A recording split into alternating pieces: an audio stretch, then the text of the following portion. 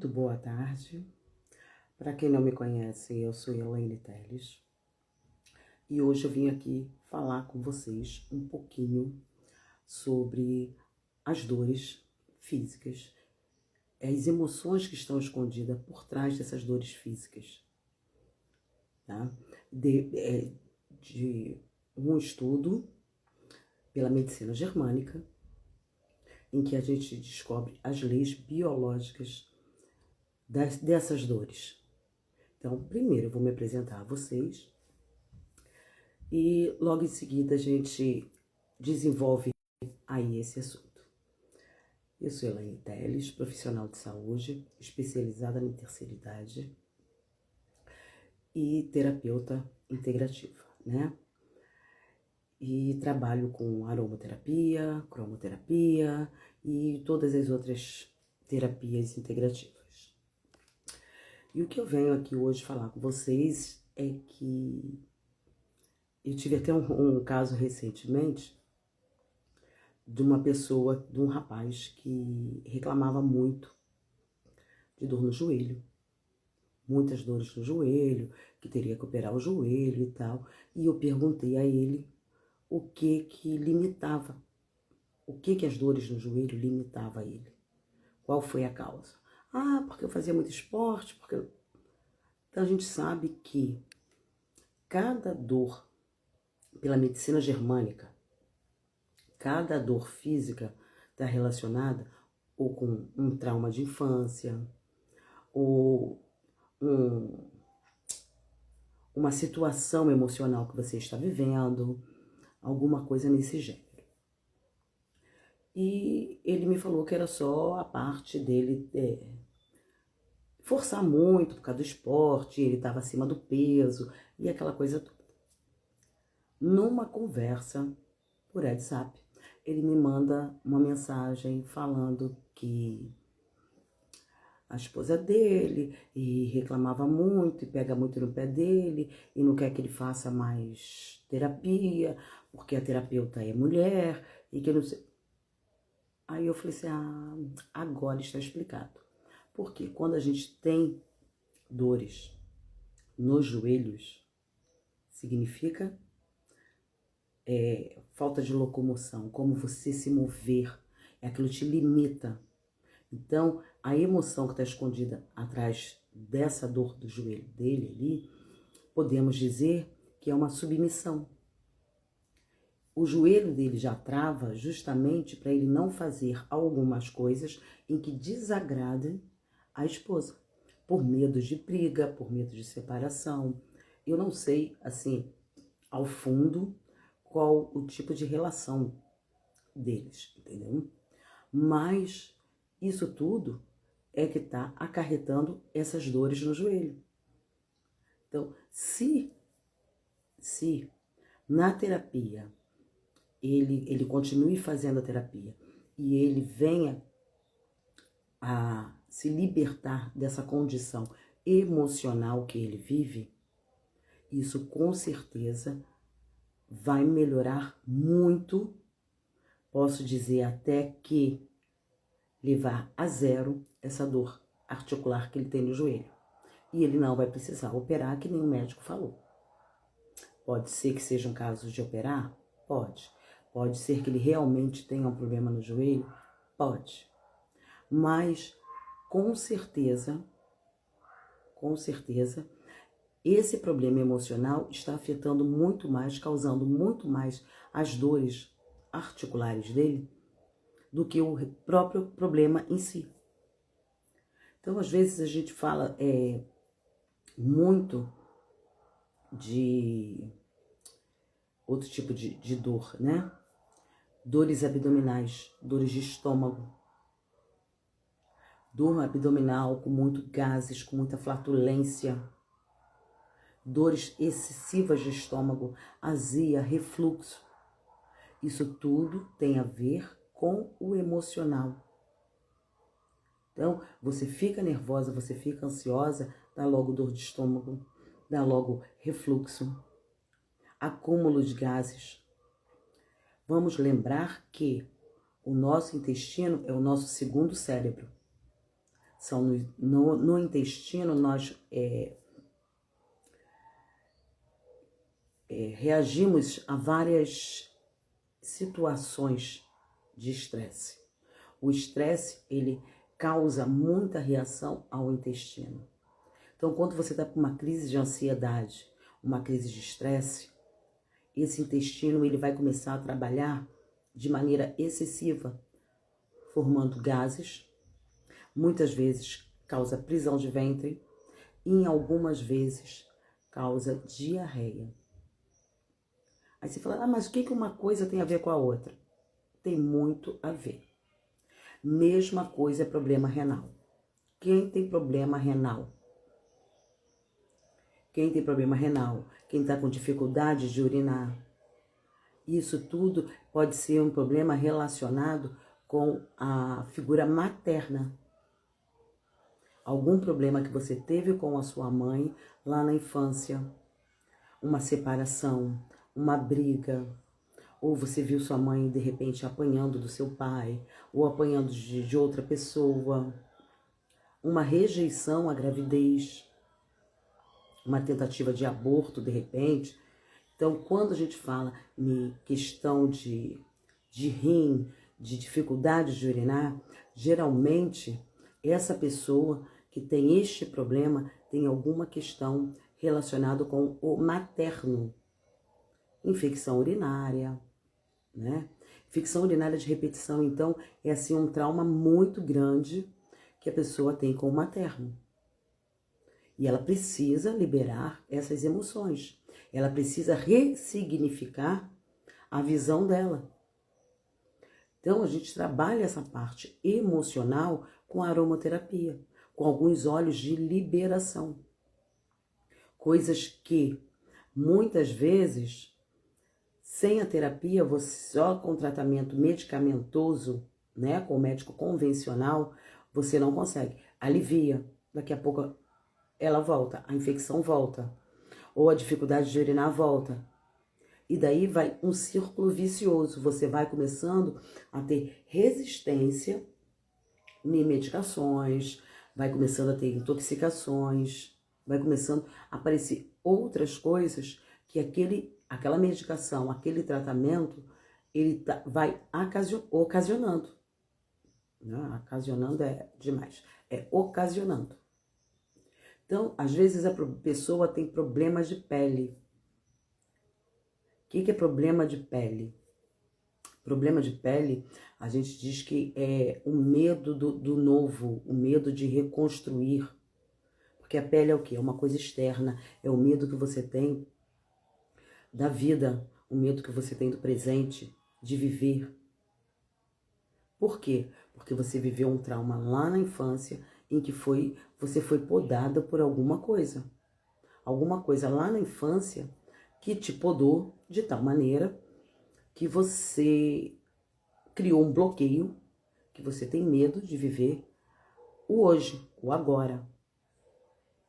Então, quando a gente começa nas terapias, conseguir identificar, por isso que eu falo, é tão importante vocês responderem as perguntas do terapeuta com a maior sinceridade. Quando a gente pergunta, porque fala assim, eu vim fazer terapia porque eu tô com ansiedade, que a ansiedade é o campeão, né? As pessoas chegam a sentir orgulho de falar, não, olha, eu sou ansiosíssima, olha, eu tenho muita ansiedade. As pessoas sentem orgulho de dizer, gente, ansiedade é uma coisa horrível. Então, tem sintomas de ansiedade que eu já fui parar no hospital achando que eu estava infartando e eu estava com uma crise de ansiedade. Então, as pessoas não sabem exatamente o que é uma ansiedade. Mas você está com ansiedade de quê? Aí você começa a perguntar, né? Aí você pergunta sobre o sono, você pergunta sobre a qualidade de vida que ela leva, se o intestino dela funciona, se não funciona, se ela tem excesso de gases, como que ela dorme, que horas que ela dorme, se antes de dormir ela usa muito tela, fica muito no computador, no celular, fica muito tempo com a televisão ligada. Então, a gente começa a fazer esse tipo de pergunta, as pessoas não entendem. Quando isso, na verdade, é para a gente conhecer a pessoa. Então, para mim te conhecer, eu vou começar a perguntar um monte de coisas, como que você funciona, como que seu organismo funciona, como que é a sua relação, se você é casado, se você não é casado, se você tem filhos, como que é seu relacionamento em casa, como que foi sua infância. Isso tudo, quando a gente pergunta ao cliente, é justamente para a gente poder chegar no ponto, na causa raiz, né? No ponto aonde está causando a ansiedade ou o problema que seja, que a gente esteja investigando, né? Porque às vezes a pessoa fala assim, não, eu não tenho ansiedade, mas assim, tô num nível de estresse, um pulo para ter uma crise de pânico, um pulo para ansiedade. Mas está com estresse no trabalho, por quê? Porque você tem dificuldade de se relacionar com seus colegas de trabalho? Ah, porque a voz de fulano te... Mas por que a voz de fulano te irrita? Aquela voz te lembra quem? Aquela voz te remete a quem? Então a gente começa a fazer certas perguntas, certas investigações. Tem pessoas que não gostam de responder, fazem perguntas vagas, respostas vagas, né? Ah, porque sim. Primeiro que porque sim não é resposta, né? Então quando você for um profissional e o profissional te fizer pergunta, procure responder com a maior riqueza de detalhes que você puder. Não pense que você, porque eu estou contando tudo e tal. Isso é para ele te ajudar melhor. Então, quando a gente usa a medicina chinesa, a medicina germânica, isso tudo para entender melhor como funciona o seu organismo, a gente também está tentando entender, sabendo o funcionamento do seu organismo, a gente também consegue entender o funcionamento da sua mente. Porque às vezes, para você, você acha que não foi um trauma. Porque a separação dos meus pais, para mim foi normal, foi tranquila. Você acha que foi tranquila, mas aqui dentro foi um trauma. Então você não conseguiu assimilar direito aquela separação. Você não conseguiu digerir a situação. Porque eu tive que escolher ou ficar com meu pai ou ficar com minha mãe. Olha, eu fui obrigado a ficar com meu pai, quando na verdade eu queria ficar com minha mãe. Eu fui obrigado a ficar com minha mãe, quando na verdade eu queria ficar com meu pai. Então, isso tudo, às vezes a gente acha que, não, a criança tirou de boa, e a criança está reagindo super bem, mas às vezes não está. Às vezes aquela criança, numa separação, você acha que a criança está, ele reagiu super bem, mas está indo mal na escola, está tirando notas baixas, quer ficar muito trancado no quarto, não quer brincar com um coleguinha, ou então, saiu para brincar com um coleguinha, arrumou confusão, porque fulano é muito encrenqueiro, arruma confusão aonde que vai. Na verdade, ele está tentando chamar a sua atenção para algo que está errado com ele, e ele não sabe expressar. Primeiro por ser criança, um adulto já é difícil de expressar o que está sentindo. Tem pessoas que não conseguem expressar o que está sentindo. Imagina uma criança que não sabe expressar o que está sentindo. Então a gente já começa vendo as dificuldades de cada um. Então quando a gente começa a fazer essas pesquisas, às vezes eu coloco lá perguntas em caixinhas de história, às vezes perguntas no post do Instagram ou do Facebook, e a gente coloca lá algumas perguntas e as pessoas respondem de uma maneira muito vaga. Aí você pergunta um pouquinho mais, a pessoa não quer te responder. Não quer responder no aberto, responde no privado. Eu sempre coloco, quem quiser, chama no privado para responder. Que aí a gente coloca sempre uma pergunta a mais, para tentar entender o momento em que aquela pessoa está passando. Porque toda vez que a pessoa passa por um problema físico, se você começar a investigar, tem um problema emocional por trás. E às vezes a pessoa está com um problema emocional e não sabe, e daqui a pouco começa a aparecer os sintomas físicos. Tudo é muito ligado. O cérebro, ele entende as coisas de uma maneira, eu costumo dizer que ele entende tudo de cabeça para baixo, né? A gente acha que ele reage de uma maneira, não, fulano reagiu bem. Tá, mas se você for conversar com fulano, você vai ver que fulano entendeu aquilo completamente de uma maneira torta, de uma maneira errada. E isso acontece muito, muito, principalmente quando se trata de emoções. Estou mexendo com a sua emoção. Olha, tirei você do seu setor de trabalho, você vai trabalhar naquele outro setor. Mas eu não sei trabalhar direito lá, eu rendo muito melhor nesse setor aqui, nisso aqui que eu tô fazendo. Mas por que querem me botar para lá? Então você já vai, cheio de bloqueios, cheio de travas. E às vezes você não desenvolve bem o trabalho por causa do bloqueio que está aqui dentro. Que está no seu subconsciente, que está na sua cabeça. Então, a gente tenta fazer ao máximo que as pessoas compreendam que as dores físicas e emocionais, elas andam juntas.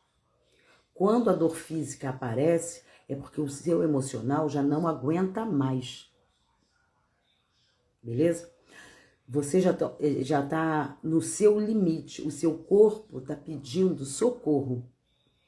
Voltando lá no caso do rapaz do problema do joelho.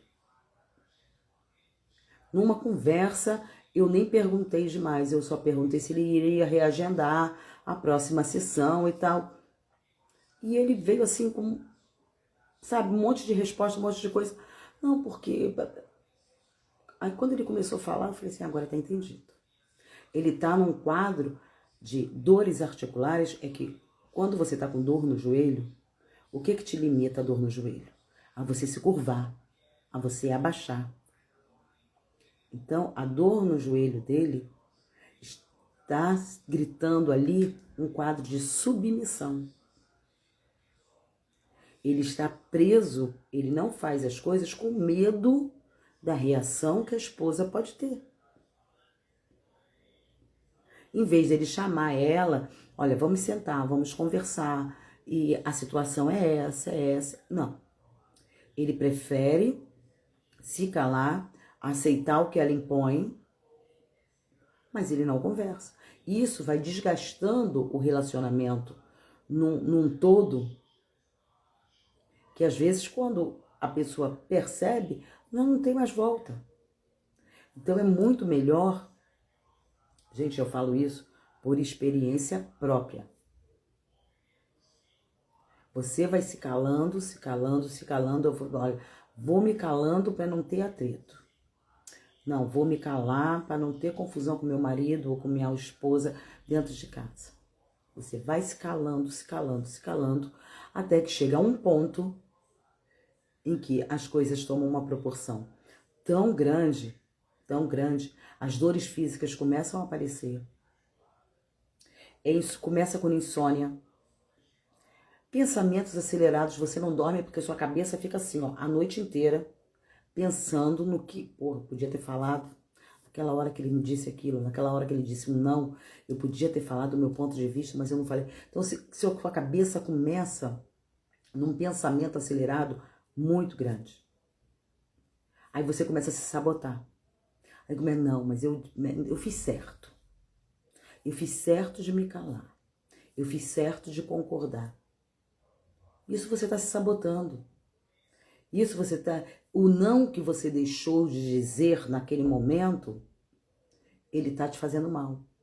Ele está te mantendo acordado. Ele está te mantendo com o pensamento acelerado. Ele está te mantendo ansiosa. Muita gente desconta a ansiedade a noite inteira na geladeira. Já passei por essa fase aí também. De descontar a ansiedade na geladeira. Tacava a geladeira de madrugada, comia igual um boi. Comia tudo que eu via pela frente. Para descontar a ansiedade. Resumindo, desconta na geladeira, ganho de peso, aumenta as dores articulares e o sapo continua aqui, ó. Aquela dor de estômago horrorosa, porque o sapo não digeriu. Aí começa o refluxo, começa as dores na nuca. Isso tudo são as emoções que você está acumulando. Então, quando você começa a liberar essas emoções,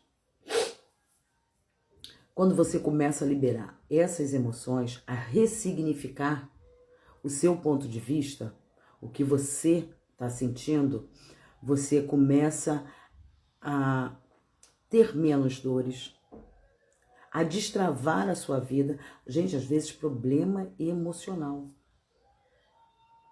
problema financeiro.